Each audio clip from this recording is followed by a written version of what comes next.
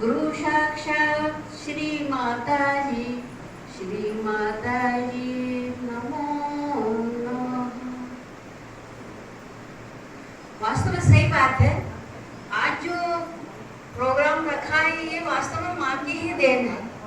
वो माँ ने ही मुझे शक्ति दी है। वास्तव में ये चीजें सहन करना बहुत बड़ी बात है। मेरे माथुर भाई ने जो कहा था कि ऐसा लग रहा था कि इनको रिटायर, वो नहीं था। मेरे साथ मेरी करीबन 5-6 शाखाओं की ऐसी जिम्मेदारी थी। वो प्रेमलता सोनी मैडम समझती है, उनको मैं किसको दूं क्या दूं, आज दिनांक तक मेरे चार्जिंग का ऑर्डर नहीं हुआ। जिस अधिकारी के पास जाती हूँ तो कौन कहता तुम्हें रिटायर कर रहा है, कोई रिटायर नहीं होना अभी। अरे भैया मेरी 30-31 तारीख आ रही, मेरा ऑर्डर कर दो, पर आज दिनांक तक मेरा ऑर्डर नहीं हुआ। अब मेरी 5 अलमारियों की चाबी मैं किसको सुपुर्द करूं, कल मैं अधिकारी के टेबल पर रख के आई हूँ। अब दूसरी बात यह है कि जो गोपनीय भाई देखी ना, वो थोड़ा दिमाग को विचलित करते हैं किसको देना किसको नहीं देना।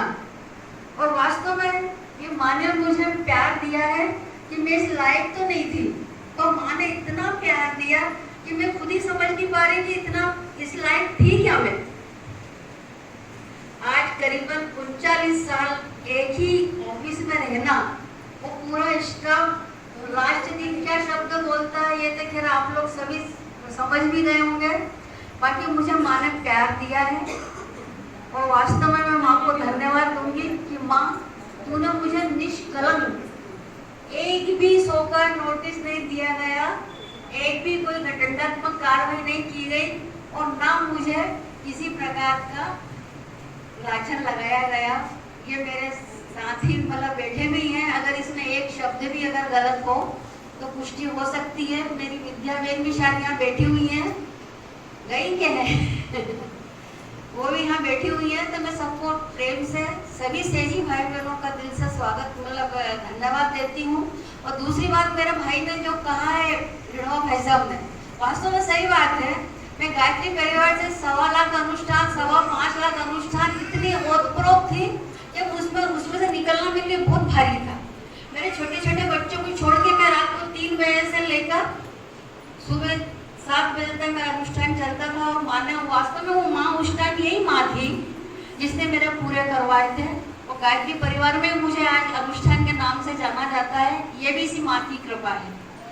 उसके पश्चात हाँ भाई साहब दिख जाते थे, मैं इनको दिखते थे, मैं सोचती थी कि मैं दिखूं नहीं छुप जाऊं, पर ये दिख जाते थे दूसरी बात ओंकारेश्वर मतलब मेरा बच्चे के लिए एक आपने याद है वो ब्राह्मण बैठते हैं वहाँ पे, पंडित बैठते थे, आजकल उनका लड़का एक रिकॉर्ड रूम में है। उन्होंने कहा था कि अनुष्ठान महान मृत्यु जप करना है, तो वो मुझे ऐसे लगन दी थी मतलब कि मैं आपको बता नहीं सकती। जैसे आप लोग गले मिलते ना, ऐसे ही मैं पार्वती के गले मिलती थी। कोई परेशानी होती थी मैं रो के उनके पैर पकड़ती, ऐसा लगता है साक्षात पार्वती बैठी हुई है। 108 लोटे से उनका अभिषेक करना भोलेनाथ का, और मुझे जैसे आप लोगों से बात कर रही हूँ ऐसे बात करना, ये माँ का प्यार मुझे मिला। उसमें भी मैं माँ को धन्यवाद दूंगी। इन सब बातों से निकालते हुए माँ ने सहयोग में स्थापित किया। सहयोग में माँ से प्रार्थना करती थी कि माँ तू सत्य है तो मेरे परिवार को तू खींच सकती है। तो मैं माँ को वो शब्द भी माँ के चरणों में छोड़ती हूँ कि माँ तूने वास्तव में सत्यता से मेरे बच्चों को, मेरे परिवार को, मतलब यहाँ तक कि मेरे पतिदेव को, जबकि वो प्रबल महाराज के भक्त थे, परंतु हम लोगों में नोक-झोंक ना होते हुए हम एक दूसरे को समर्थन करते थे। ठीक है आप प्रबल महाराज क्या जाऊँ, मैं सहयोग क्या जाऊँ। एक छोटी सी प्रार्थना करती थी कि माँ तो सहयोग में स्थापित कर दीजिए ना। तो आज वही बात है कि आज पतिदेव मेरे साथ जाते हैं, मैं विचलित हो जाती हूँ पर वो विचलित नहीं होते हैं, कहते हैं कि तुम होती हो। क्यों कि मेरे से ज्यादा माँ का प्यार उनको मिला है। उसी प्रकार मेरे बच्चे दोनों मतलब मेरे से आगे निकल गए, मैं पीछे रह गई। इन सब बातों को लेकर आज बहू भी आई है। शुरू में हंसती थी वो कि लोग टप ले लेके कहाँ जा रहे हैं, पर आज हमने उसको सहयोग नहीं बताया, ऑटोमेटिक वो स्थापित हुई। और आज माँ को मैं पुनः आज सेवानिवृत्ति के दिन बहुत बहुत धन्यवाद देती हूँ। माँ तूने मेरी सर्विस का भी सेवानिवृत्ति कराई है, मेरे परिवार को पूरा को स्थापित करा है। इसमें भी जो भी अभी कमी रह गई हो उनको आप पूरी करिएगा। जय श्री माता जी। आप सभी को कोटि कोटि प्रणाम। आप सबके साथी हैं। जय श्री माता। से या कोई उससे एक ऑफिशियल जो आंकड़े हैं वो आज हमें सेवानिवृत्ति की गई है।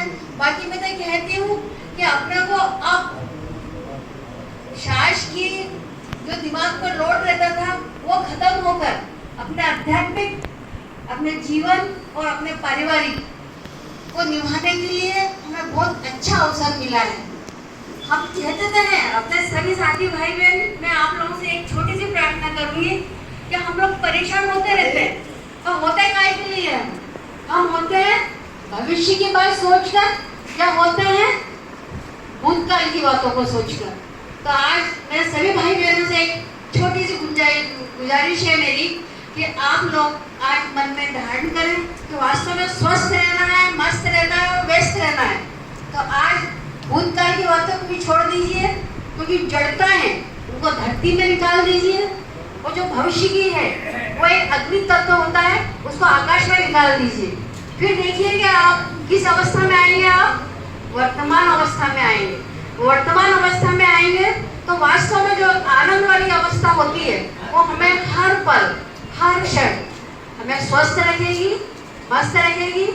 और वास्तव में जो जीवन का एक लक्ष्य रहता है परमात्मा को पाना, उसके लिए आपके अंदर परमात्मा आपके अंदर बीज रोपित कर देता है। तो आज मैं ज्यादा तो नहीं कहूँगी, बाकी मेरी एक छोटी सी गुजारिश है कि मेरे भाई मेहता जी हैं, वास्तव में वो हो सकता है कि बहुत दिन हो गए हमें मिले उनसे, बाकी वो भी यही बात बताते हैं कि हम परम आनंद में रहें। तो भाई साहब परम आनंद में कब रहेंगे? जब ही रहेंगे ना जब हम वर्तमान में रहेंगे। वर्तमान में कब रहेंगे? जब हम भूत भविष्य से छुटकारा को प्राप्त करेंगे। तो मैं आप सभी से एक वास्तव में विनती करती हूँ, प्रार्थना करती हूँ कि हम लोग स्वस्थ रहें, मस्त रहें, आध्यात्मिक उत्थान को प्राप्त करें। जय श्री माता जी। सभी को प्रणाम, सभी को अभिनंदन।